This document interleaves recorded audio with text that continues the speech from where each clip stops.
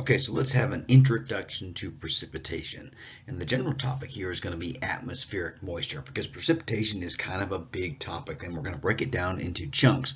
The first little piece we need to talk about is atmospheric moisture. Well, first of all, what am I talking about here? When I talk about atmospheric moisture, I'm talking about atmosphere. I'm talking about the air. And moisture, of course, is water. So atmospheric moisture is just water that's in the air, whether it's a cloud, humidity, rain, sleet, snow. It's any type of water that is in the air. Well, how does water get into the air in the first place? We think of water as being rivers, lakes, streams, and in the oceans. Well, a process has to happen. That's evaporation. Evaporation is the process of water changing from a liquid into a gas. Air is a gas. Water can turn into a gas and become part of the air. That process is evaporation. For number two, how does water evaporate? So let's talk about how does water get up into the sky? How does it evaporate? Here I've got some water on the table. And we know that if we come back tomorrow, the next day, that there's a good chance that this water is going to be gone. It is going to have evaporated into the sky. And this happens in every lake, river, stream, and ocean out there across the planet. And that's how we get water into the air, which is what it takes to make precipitation. Well, the question becomes, how does this water get in the air? What's making this happen? Well, it's changing. The water's here right now and it's going to change where it's at. It's going to be up in the sky. Remember from our discussion of temperatures that in order for there to be any change, any kind of change, we've got to have some energy. Some energy has to go into the water, which allows it to then change, evaporate, and go into the sky. If I were to take this lamp and I turn it on and let the light shine on the water, I know that this water is going to evaporate quicker because the light bulb is giving more energy to the water, and more energy is going to make a quicker or a greater change. So, in order for evaporation to happen, you have to have some input of energy in order to cause it to change from being on the ground to being up in the sky. So, where does that change come from in nature? If you'll notice here, I got a little puddle over here on the ground. It's like it's raining in this parking lot, and I come back in a day or two, and that water is not going to be there anymore. It's going to have evaporated into the sky. Well, what's making that happen? There's no giant light bulb. That's the sun. Remember that almost all energy for change on our planet comes from the sun. Now, I want to add something to that. Air pressure also makes a difference because even though the sun is trying to make the water evaporate, if I have a lot of air pressure pushing down, it makes it harder for the water to evaporate. Even you see, like here in this picture, it's a nice sunny day, but the water's having a hard time getting up into the sky to make a cloud because there's so much air pressure. So really two things are needed to make water evaporate or make water evaporate more easily. One is you need energy. Two, you need lower air pressure. So we know water evaporates, it gets up into the air. Whether it's water on the ground, like on this table in the parking lot, or it's water in a river, lake, or stream, we know it gets some energy specifically from the sun and it evaporates. It goes into the air. We say that air is always holding water because in this air right in front of me, there is a certain amount of water floating around with the air. Well, that means different air can hold different amounts of water. And we know the air is different at different times and in different places. So let's look at the number one thing that affects how much water air can hold. I want you to think about water as being a cup. And just like cups have many different sizes that can hold different amounts of water, different types of air can hold different amounts of water. The number one thing that affects how much water a sample of air can hold is the temperature. This cup here might represent something like 90-degree air. It's a big cup. It's hot air. Hot air can hold a lot more water because the air molecules are energized. They're moving so fast they can push around and carry and move a lot of water. Well, that there might be something like 75-degree air, where it's not as big as the 90-degree air. The air isn't as hot, so the air cannot hold as much water. You might have something like that, like 50-degree air, 40-degree air. So the amount of water that air can hold is, number one, determined by the temperature of the air. So the hotter the air, the more water it can hold. So that's the conclusion here. Warmer air holds more water than cold air, or the hotter the air, the more water it can hold. Now that water in the air has a name. It's called humidity. That's what humidity is. And you can see over here we've got a lot of water in the air, and over here we don't. A way to describe the actual amount of water in the air is called humidity. Now take a look at these two glasses here. That glass, even though these two glasses are the same size, the one has more water in it than the other. That's what humidity is. Humidity is the actual amount of water in the air. And you can see these two glasses. This one here has more water than the other one. It has a higher humidity if we're talking about air. So once again, defining humidity, it's the actual amount of water in the air. Now, humidity by itself really isn't that important to us. What we're a lot more concerned with is the relative humidity. And this bears a little bit of attention because a little bit of an explanation. Consider these two glasses as being samples of air. This would be like our hot air here, and this would be like our cold air here. Now I will go ahead and let you know that both of these cups or glasses have 30 milliliters of water in them. So they're holding the same amount of water. We would say they have the same humidity, because remember, humidity is the actual amount, and the amount here is 30 milliliters. But what's different about these two glasses is how full they are. The one over here is not very full with 30 milliliters. The one over here is almost completely full with 30 milliliters.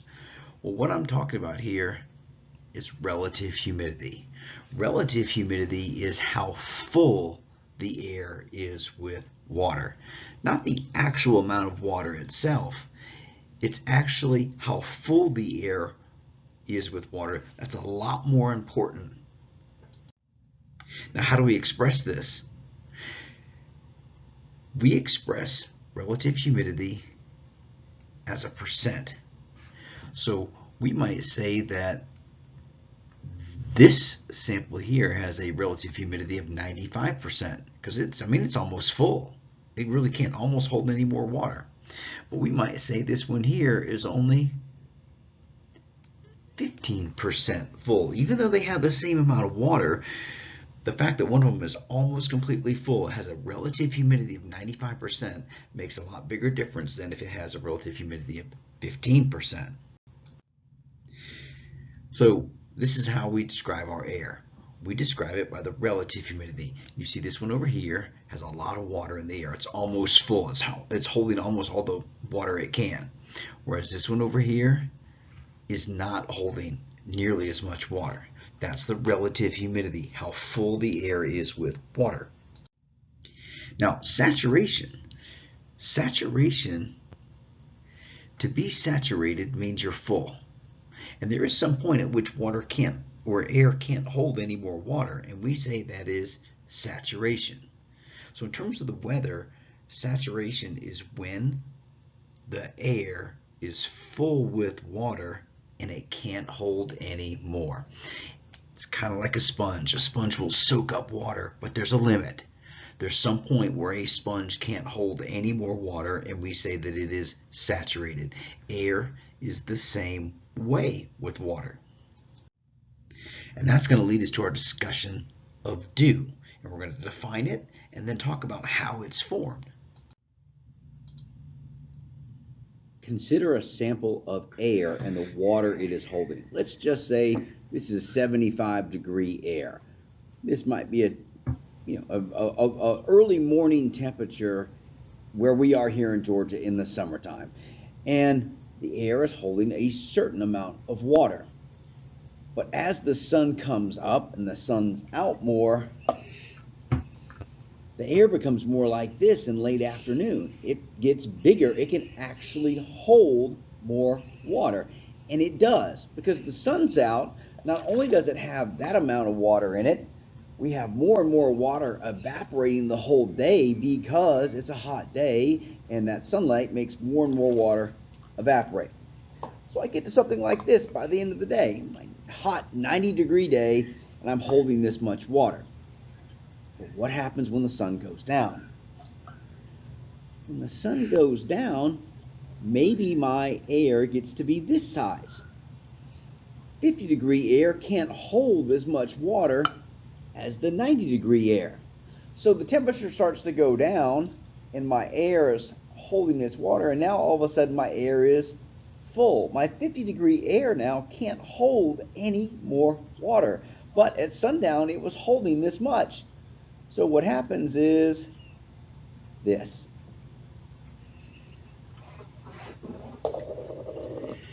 My air is saturated, it's full, and all of the extra water that it picked up during the hot part of the day, it can't hold anymore. So where does it wind up?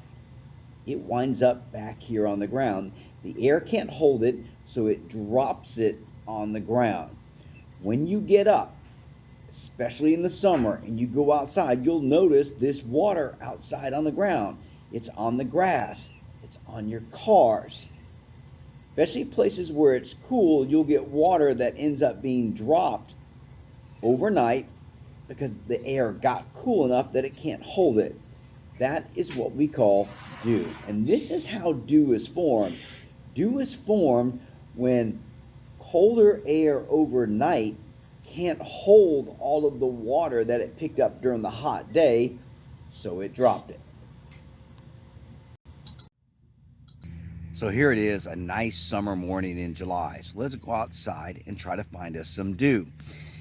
And we'll look at this grass here and notice it doesn't seem like it has any water on it. No dew. As a matter of fact, I'll take some paper towels.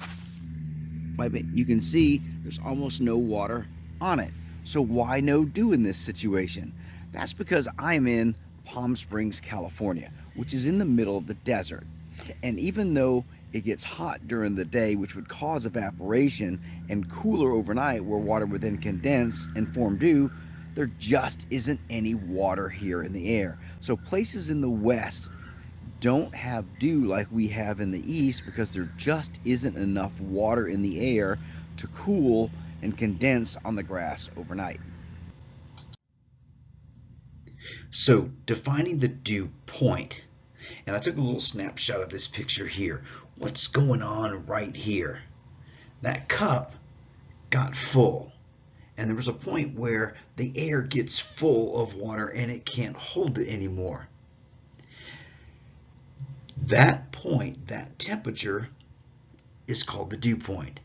The dew point is the temperature at which air can't hold any more water, and so it drops it on the ground. Hence, it forms dew. So once again, the dew point is the temperature at which air cannot hold its water anymore, and it therefore starts to drop it on the ground as dew. Some days, maybe we don't get cold enough overnight, and we don't reach the dew point, and the grass is dry in the morning. But most of the time here in Georgia, we have dew in the morning because we have nice wet air and we have nice hot sunny days. Now the dew point is a great predictor about how you feel about the weather. And you'll notice there's a range here. If you have a dew point of 76 plus, in other words, that's the temperature it takes to make dew form, we say the weather feels miserable. And we're very familiar with that here in Georgia. We have dew points in these ranges all the time because we have air that has a lot of water in it, and it doesn't have to cool down much in order to drop it overnight. Well, high dew points mean really muggy, sticky, uncomfortable air, because when the air is almost saturated, sweat cannot leave our bodies, and so it stays on us. We just feel so bad, and hence those terms oppressive and miserable. Now, if we have a very low dew point, if we had a dew points less than 55, in other words, it's got to get to 55 degrees before the air starts forming dew, we say that's pleasant. And it feels good because the air actually has a cooling effect to us because our sweat is evaporating so quickly because the air is not very full of water. So once again here, what does the dew point have to do with how you feel about temperature? To summarize, the lower the dew point, the better the weather feels. Or you could say it the other way around. The higher the dew point, the worse the weather feels. And dew point is one of the most important factors that determine how you feel about weather. Does it feel good or does it feel bad? So where in the country has a lot of water in the air, where it doesn't? Pretty simple. The West has low humidity, the East has high. And we're going to look at a mapping activity where we're going to map these numbers out and then try to explain, based on what we already know, what causes this pattern.